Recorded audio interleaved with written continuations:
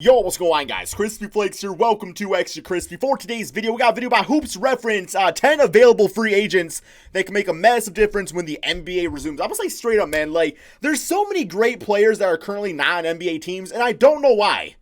Like, why the hell does bench warmer number 17 for the damn Atlanta Grizzlies or whatever get a spot in the NBA, but they don't want to get somebody like a Jeremy Lin, a J.R. Smith, Isaiah Thomas, Jamal Crawford.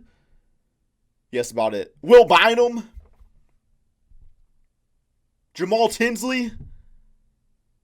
I'm just naming players at this point, guys. But yeah, man, you get what I'm saying, right? I mean, all those guys obviously not going to be in the NBA, but still. Or in the NBA anymore. But like, J.R. Smith. Come on now. Yes, he not the signed NBA up to some is team? set to return at the end of July, because and there's definitely a lot to be excited LeBron about. But at the same time, because of the way life is right now, things will not be easy. Players have been given the option to not return to their teams. I think Isaiah right if now they is the so starting choose. point guard for the And Detroit with Pistons. the current climate surrounding the pandemic and everything else going on in the world right now, we will undoubtedly see several players take this choice. A few players have already made their decision official, such as Avery Bradley and Davis Bertans, and there will definitely be more to follow suit. Yep. So teams will need to find replacements on the free agent Corona market, bombs dropping which every day from brings us to the Woj. topic of today's video.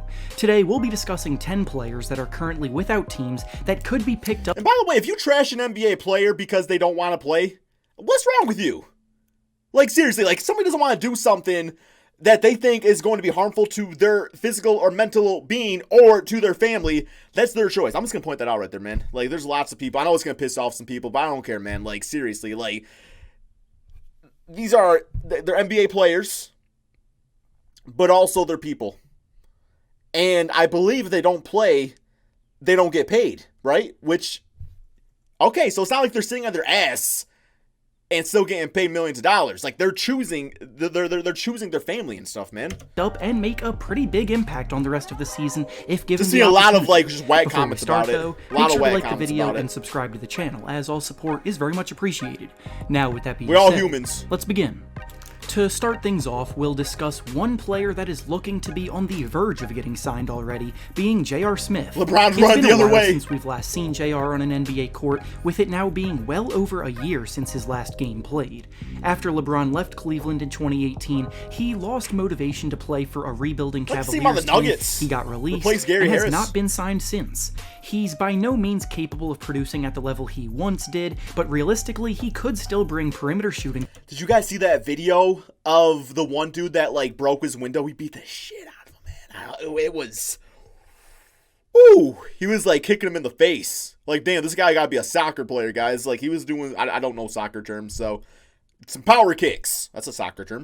To a contender that could use it, and his ability to heat up in a heartbeat and knock down tough shots will always be something he brings. Heat up in a his heartbeat, but arsenal. also cool down in a Reports heartbeat. have stated that the Lakers are interested in him because of Avery Bradley's choice not to play. Right. And if this comes into fruition, Get Tony Allen. then JR will get the reunion with LeBron he so desperately has wanted. But he'll have to make sure to remember the score of the game if he wants crunch time minutes.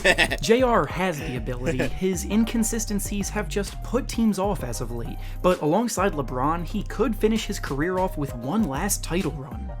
The next available free agent we'll be discussing is someone whose fall from grace has been pretty unfortunate, being Isaiah Thomas. From the Celtics again. It was just 3 short seasons ago that he was getting MVP votes, but after a combination of injuries and lack of opportunity, he hasn't been able to come close to returning to form. Like, I've been saying, Celtic fans, why would you not want Isaiah back as your backup point guard at least? Like, Brad Wanamaker, Carson Edwards is a few years away. Like, give the man a chance. Him and Marcus Smart, like Marcus will take care of the defensive end of things. However, with that being said, it'll be a lot of fun relatively too. Healthy now, and for the first half of the season when he was playing for the Washington Wizards, he showed some promising signs of life. Defensively, he's always going to struggle, which is one of the reasons teams hesitate to give him a chance, but offensively, he has gotten back to being a solid playmaker and shot creator while he was in Washington. He made 41% of his threes on almost 5 attempts per game, which is definitely a mark that demonstrates his high-level shooting ability. Was that Stanley on the right? And any team looking to make a run that is in need of a bench scorer should definitely look Thomas's way. The next available free agent we'll be discussing is actually another former Cleveland Cavalier and teammate of the last two players we've discussed, being Iman Shumpert. Shumpert at his peak was an incredible defensive talent who, out on the perimeter, could be used to defend opposing teams' best players. Offensively, though, he's never been great, and injuries have limited his athletic ability, which in turn has hampered his production. But even still, he's proven to be a capable player contributing on teams with big goals, even if it is in just short spurts. When the Nets were hurt a ton by injuries early in the year, they signed Shumpert, and for 13 games, he showed he still had something left in the tank on the defensive end. Any team in need of help defending the perimeter will look his way when play resumes, especially if one of their players opts not to return. The next free agent we'll be discussing is DeMarcus. Boogie needs to go to... Oh, man. I mean... he would be kind of cool with him and Bam. I could see that working. His Cousins, whose situation is a bit confusing got Dwight Powell reports originally said that he would be sitting out to focus on rehabbing to full health for next year, but then counter reports stated that he has been drawing a ton of interest by teams on the market and is considering his options for a possible return this year. The DeMarcus Cousins of 2020 may not be the same DeMarcus Cousins we saw in 2016 before his injury started to pile up, but he's been working hard to get his body back right, and if the day comes where he does start to feel like his old self, then any team that takes a chance on him will be hitting a home run. Sure. At his best, he was one of the best big men in the entire NBA, capable of filling the stat sheet in a ton of different areas, but obviously him returning to that point is no guarantee. But Still, if he does, signing him for the rest of the season, it could be worth the risk. Yep. The next available free agent we'll be discussing is Ryan Anderson, who brings a skill set that I believe will be even more valuable now given the circumstances. He only played 2 games for Houston this year, but with the league being put on pause for so long and player fitness being an obvious question mark because of it, the ability to stretch the floor becomes even more valuable. True. And if there's one thing Anderson does well, it's shooting the ball.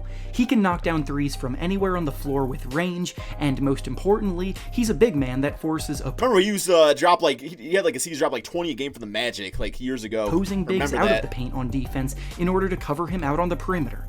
His defensive ability is admittedly pretty poor, so he would only be someone entering rotation as a specialist for certain situations, but in brief stretches, he can knock down threes and create some matchup problems for opposing defenses. All right. The next available free agent we'll be discussing is someone who's been in the league. Oh, put him on the Lakers! Yo, that would actually be cool, man. The Battle of LA, Jamal Crawford versus Lou Williams. Oh, man. Oh, I want to see that. Get Jamal. Yeah, get him on the Lakers. A long time I would love being that. Jamal Crawford. Crawford's a multiple-time winner of the Sixth Man of the Year award. He has some of the best handles we've ever seen from a player, and his creativity amazes everyone that watches. But the issue is that he's 40 years old. Not many players play into their 40s, but Crawford isn't ready to hang it up yet. He's been very vocal about wanting one last chance, and the fact that he scored 51 points in his last game played tells me he can still score at this level. He does struggle with efficiency, and his defense at this point will be problematic, but for a bench player who can provide a spark and make some potentially game-changing plays in a limited amount of time as a veteran player, it might be worth the risk to sign him to play in Orlando when play resumes. The next available free agent we'll be discussing is... Yeah, he's actually on the Dallas Mavericks now, and I think he played for the Mavericks before, didn't he? I might be rooting for that team because they got Trey Burke and Tim Hardaway. It's pretty cool. It's Trey Burke, who in many ways is similar to Isaiah Thomas. Both of these players fall into the role as a scoring combo guard who can give a team some good stretches off the bench as a playmaker for any team in need of shot creation. He's Iverson without Burke defense. was in a weird situation in Philadelphia this year where his playing time was never guaranteed or consistent, despite pretty solid play whenever he got the chance. So despite it ending with him being released by the team, he showed any future suitors some positive things on film. He shot 47% from the field and 42% from 3, both of which are outstanding marks, and while it was in a smaller sample size and does need to be taken with a grain of salt, it tells me that in a backup point guard role, he's more than capable of holding his own. The next available free agent we'll be discussing is someone for a little running run? Yeah, why not, man? Pau Gasol, he's like 50 now, but one hard foul away from turning into dust. But I mean, you put him on the Lakers too, man. Dwight Howard, JaVale McGee. Pau Gasol playing for the Lakers again? Why not, man? That brings a ton of championship pedigree and experience, being Pau Gasol. Gasol hasn't played at all in the league this year, being a free agent the entire time, but he said himself that he would embrace the opportunity for one more run at a championship. Sure. He most notably won 2 rings alongside Kobe Bryant in Los Angeles, and funnily enough, the Lakers may be the ones calling for his services again. They could use him. Dwight Howard has been one of the most vocal players regarding the hesitancy to play in Orlando, and while he hasn't officially withdrawn yet, he could do so in the near future before the deadline. He'll be a better player. This would leave the Lakers with a big hole in the rotation at the center position, and while they would likely be able to fill these minutes with more play from Anthony Davis and JaVale McGee, having Gasol around would help ease the pain too. Injuries and old age were the reason for him not being in the league as of late, but Gasol has been quoted as saying that he's feeling much better and healthier. His brother Mark lost a lot of weight. Training continues to go well, he thinks he could make an impact. A reunion with the Lakers for one last hurrah would be a perfect end to his career, and it's a situation. See, but if Pau Gasol gets to do that, then, you know, I want Vince Carter to have a chance. Like, I want them to amend his contract so he can leave the Hawks and get that final send-off that he needs. Like, put him on the Brooklyn Nets or something. I don't really know.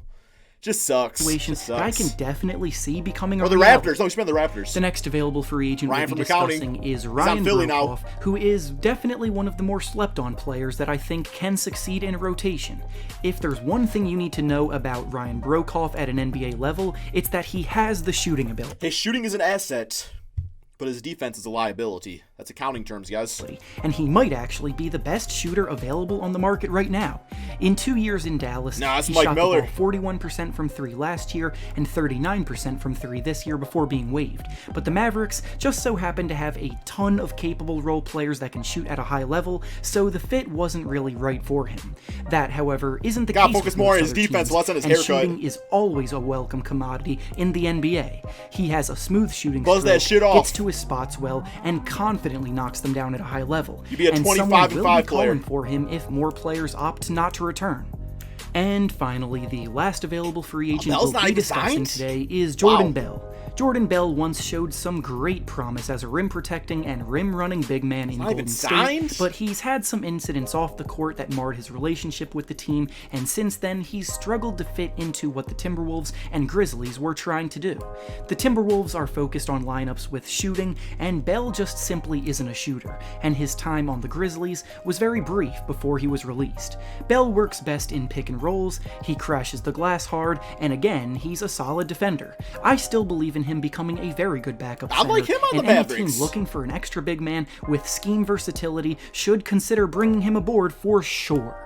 And with that being said, that's all I have for you today. Make sure to like. All right, no, I agree with all those players for the most part. You know, Ryan Anderson, I was a little iffy on, but I mean, I understand what he means. Like, he's a specialist, so like if you need him for like, you know, 0.27 minutes or something, then yeah, you toss Ryan Anderson out there, right? Maybe do a hard foul or something. That's all we got, guys. Check out Hoops Reference, link to his channel description below. Let me know if you agree with these or disagree, and let me know who else should be signed.